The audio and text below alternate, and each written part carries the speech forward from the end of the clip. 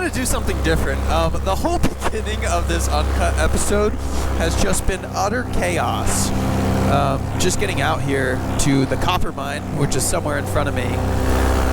So I'm starting this episode. I'm just going to throw this in Premiere Pro, make a cut, and we're going to start the episode here. And cut out all the other distractions and nonsense. We're flying to the copper mine, which you guys may have seen in previous episodes on the main channel. I've flown here at least twice and made videos about it, but I've never done an uncut episode, so I figured that could be kind of interesting. And I rarely ever actually come out to the copper mine. I always fly at this site, which is about 6 miles away from the copper mine, but the conditions have to be perfect to actually fly in the mine. And tonight it's feeling like that, so I figured we would go explore it. I know it's kind of awkward because we're starting this mid-flight, but it is what it is. We're going to have a great time. And if you like these videos, be sure to share them with your mom and your mom's cousin, because I think they're cool. And if you think they're cool, we should get more views and do more of them. I'm ducking low right now because I'm literally on final approach to this airport. So there's 2 airplanes stacked up on final. So I'm just kind of flying at 20 feet off the ground so I don't disturb them at all. My man Robbie is behind me. His wife Belle may be behind us. I'm not sure. I haven't really turned around to look, but obviously the sun just set. I have my strobe on. This is like a late mission, but that's kind of sometimes what you got to do to get the winds right. But we'll be back on the ground before 30 minutes before sunset. So if the FAA is watching, it's all legal schmeagle. Dude, see, this is great. I know the conditions are going to be good because I'm cruising 20 feet off the ground, hands off, which is arguably not the smartest thing to do. And the wind is super stable. I'm actually going to go up a little bit so I have a little margin for error and put my trims back to neutral, because we are, in fact, close to the edge. I can see it with my naked eye, but you probably can't see it on GoPro. So, just for the hell of it, I want to look and confirm I still have gas before we start futzing around over here, because that would be the most embarrassing thing ever, to end up in the bottom of this pit mine because I ran out of gas.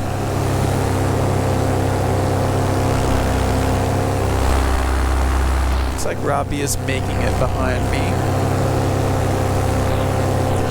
So the way we're going to approach this, because I feel pretty confident about the wind, is we're just going to fly straight at it. You guys probably still can't even really see it on the GoPro. But you will. Trust me, you will. In it.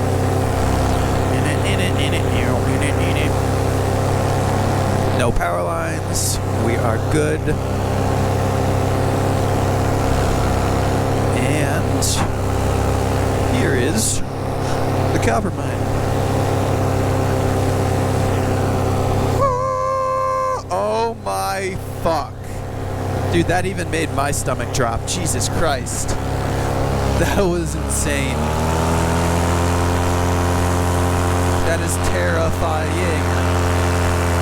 I'm gonna go do that exact same thing, but I'm gonna film it on my phone, because that was wild looking. And I even knew what to expect. I think Robbie's gonna shit his pants after we land from this flight. Okay, so I want to set up this shot, maybe for an Instagram reel. We'll see how good it looks.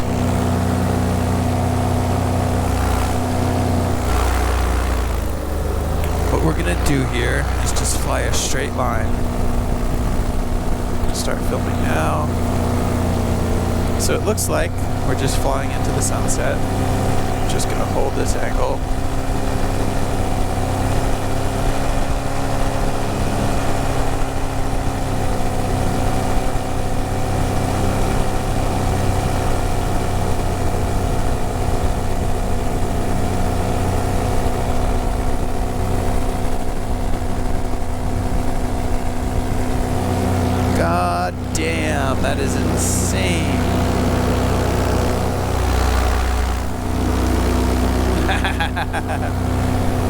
Fucking wild.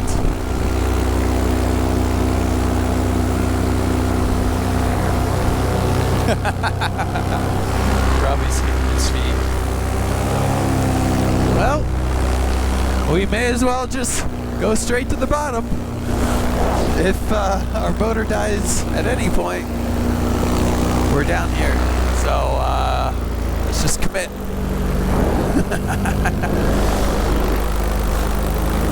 My buddy Robbie is a very experienced skydiver. Ooh, weird smells down here.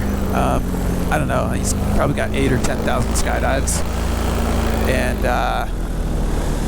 at that point of your skydiving career, you've done a lot. Like, kind of get a little bit jaded. But, dude, the smells are so weird down here. But these things, like flying in the copper mine, will surely blow his mind. And I love that. We are down here so deep. It's just a hole in the ground, but it's terrifying because, fuck, dude, now I'm thinking about it, I don't want to be down here anymore. God forbid I had a motor out. How the fuck am I getting out? There's not even like a clear path to get out. That being said, let's start getting out.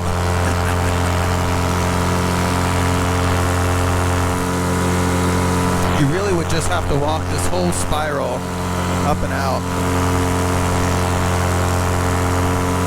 which would be terrible.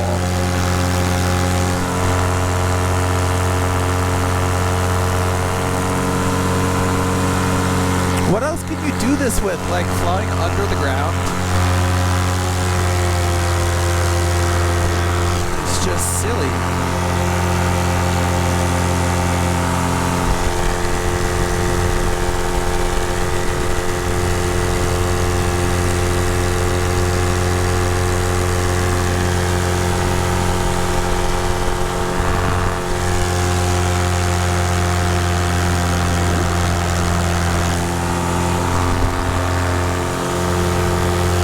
Climbing 1,000 feet back out of this thing, and I'm not safe until I'm like above the lip and over the edge.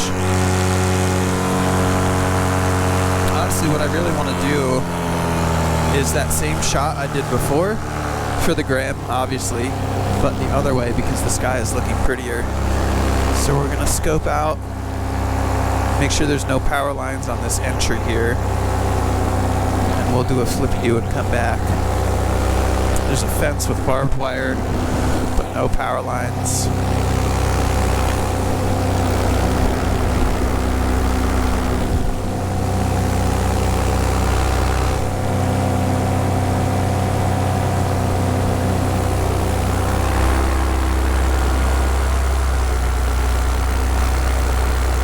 Okay, Robbie's down below, so we'll set up the shot. Nice and low, not get distracted looking at my phone, but just get the shot.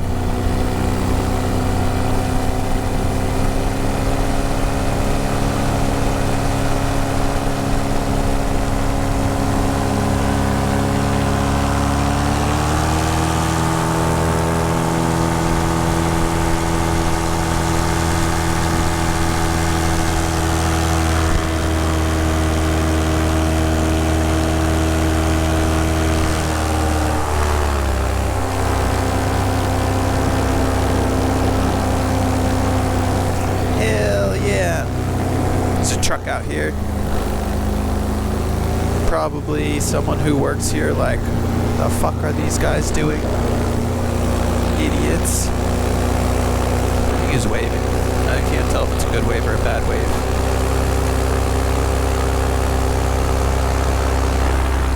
I think he's fist bumping. I think he's stoked. Let's take a look.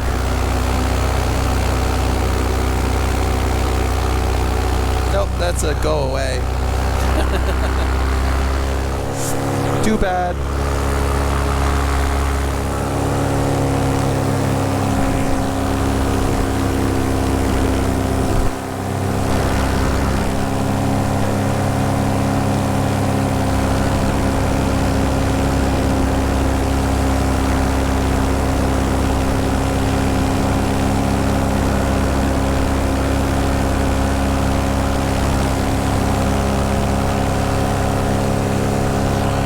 Totally thought that was a fist bumping, like, hell yeah, you guys are so cool, I wish I was like you, but it was definitely a get the fuck out of here.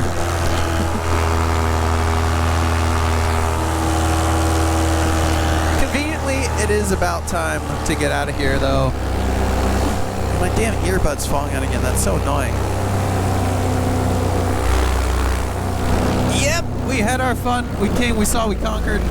We went to the bottom, and now we will disappear. Not that we need to disappear, because that's completely legal.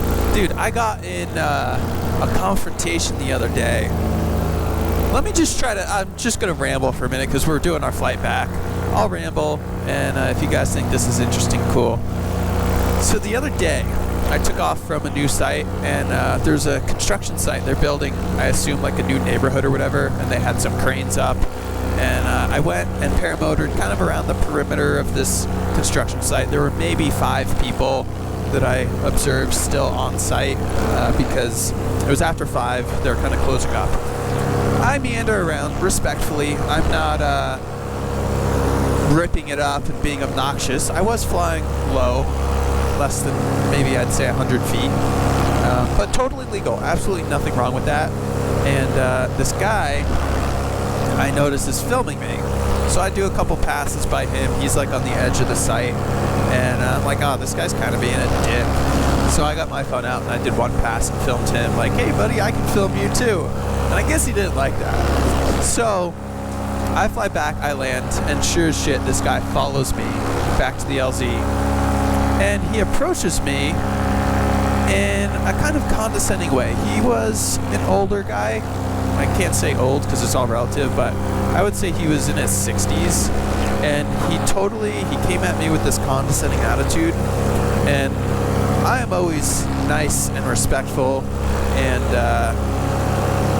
apologetic when I have to be, but if you come at me with a condescending attitude, I'll kind of match your energy, but still be respectful.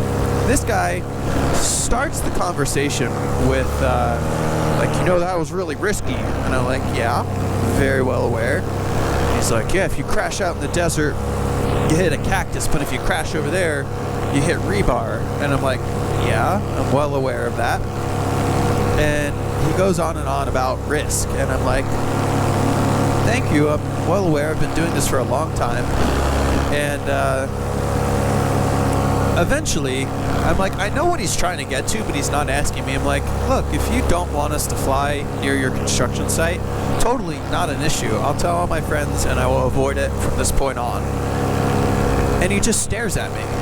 And he's like, well, we're from 2 different generations, and there's obviously a generational gap here, and I feel like I've already asked you. And I'm like, no, honestly, you haven't. You've just approached me talking about risk, and I'm happy to entertain that conversation if you want, but you haven't asked me to do anything. I'm volunteering. And then he started to get, kind of provoked and frustrated.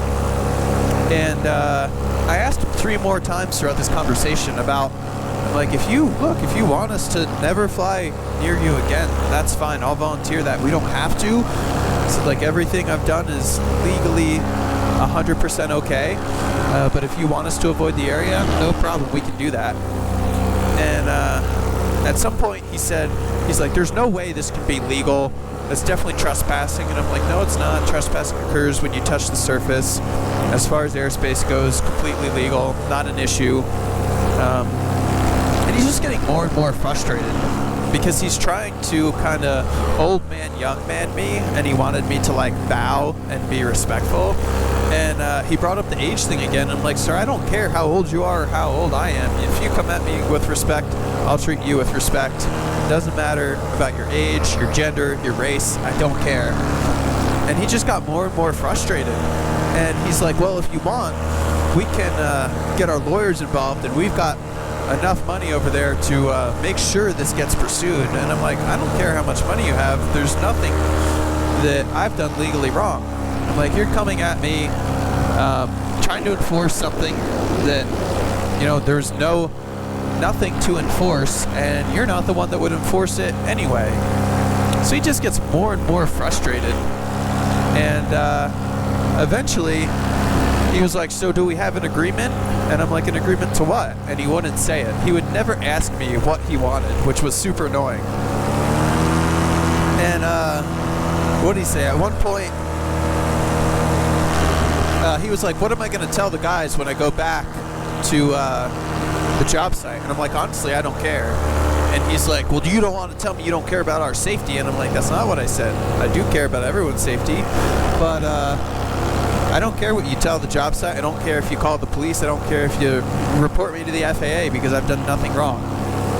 And he just got more and more frustrated at this whole thing. And he's like, well, I'll decide how I want to handle this in the morning. I'm like, go right ahead. You do you.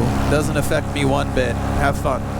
And I wished him a good day, and he wished me a good day, and we parted ways. And I was like, geez. I've had plenty of interactions like that, and if someone's ever upset about, like, you flying over their farmland, and they just ask you respectfully, like, hey, can you avoid flying over this area? Totally. Like, I respect. And if you just want to ask politely, that's totally fine. But if you want to lecture me and, like, make it something about our different ages, that's just weird. So I was kind of turned off by the whole thing. And then later that night, another older guy showed up, probably also in his 60s, on a dirt bike, and he comes over and starts chatting us up, and he's super stoked about paramotors, says he wants to get into it. He's done some skydives before, and just the dichotomy, I don't know if that's the right word, the difference between, like, how older people can be. Like, this guy just wanted to be condescending from his position and have authority when he didn't have it, and was just super rude. And then the other guy shows up and he's super stoked, and we, like, shake hands and get to know each other, and he rides away on a wheelie. And I'm like, that's the old person I want to be. The one that's just happy and stoked about life and respectful to people regardless of their age. But yeah, I guess that's my story.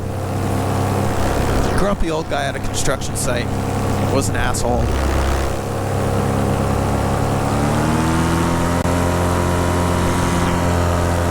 We're getting closer to the LZ. My earbud's halfway out, and I want to reach under my ear cup and try to shove it back in because it's really obnoxious. But if I miss, it could fall out and I'd lose it forever. So I'm just going to let it do its thing.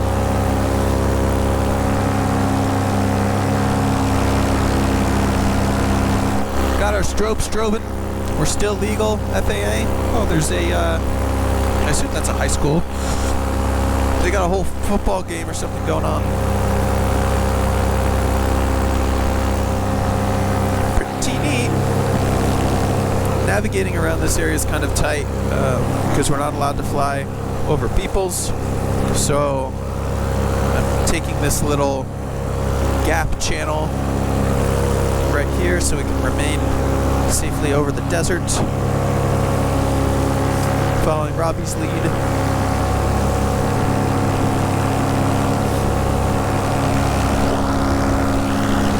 I am very grateful in this moment that I am not sitting at the bottom of the copper mine trying to hike out. In what was it? I think it was, the last episode, the Superstitions. I was flying home and I was talking about expressing gratitude and being grateful for the mountain and the weather conditions for allowing us to do super cool things. I'm trying to exercise gratitude, and in this moment, I'm grateful for my engine, for not dying and making me hike out of that giant pit mine.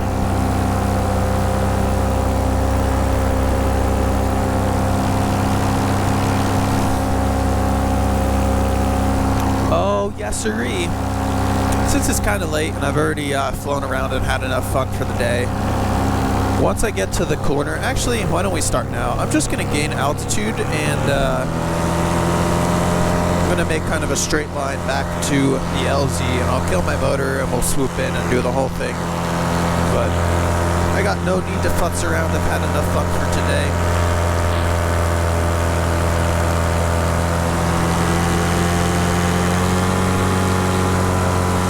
So pretty out here.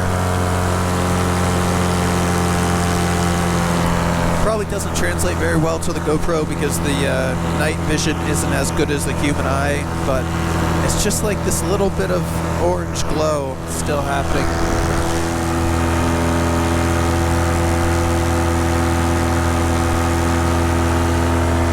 Most of the time out here, the prettiest moments are after the sun actually sets.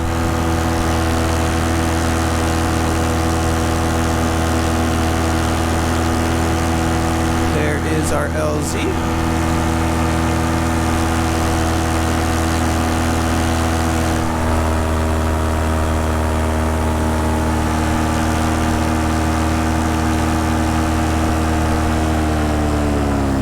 I hope Robbie's mind was somewhat blown from that experience.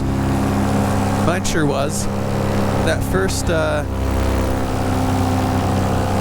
crest over the mine, that was epic.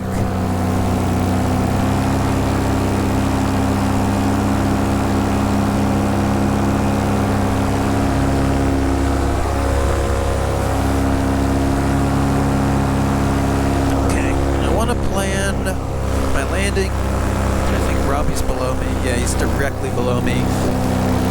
Ideally, I want to kill my engine, and I want to do a little 270 swoop. Left hand.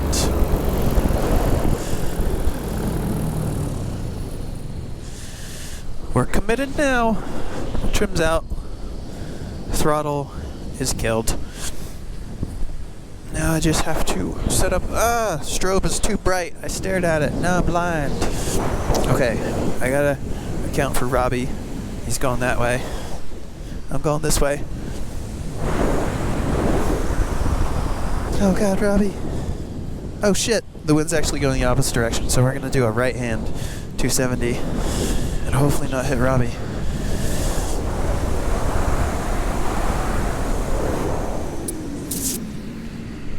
Go right into his wake though in my flare. Nailed it. Alright, thanks for tuning in. I'm gonna go pack up and enjoy the sunset.